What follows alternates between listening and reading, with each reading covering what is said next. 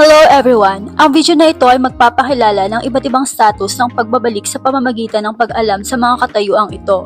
Mabilis mong malalaman ang sitwasyon ng return package at maproseso ang mga step in time. Return to seller. Ayon sa logistic information, otomatikong huhusgahan ng big seller kung ang order ay nasa proseso ng pagbabalik sa nagbebenta.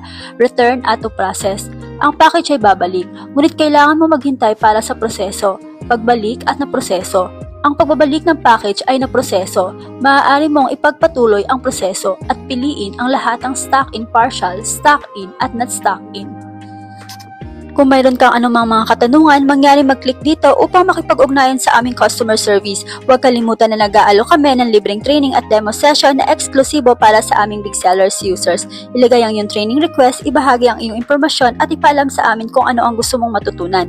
Ang aming customer service ay makikipag-ugnayan sa iyo kaagad. Kung mayroon kang anumang mga katanungan, ilagay ito sa comment section. Salamat sa panonood, huwag kalimutan mag-like at subscribe, manatiling nakatutok para sa higit pang mga upgrade. Bye-bye!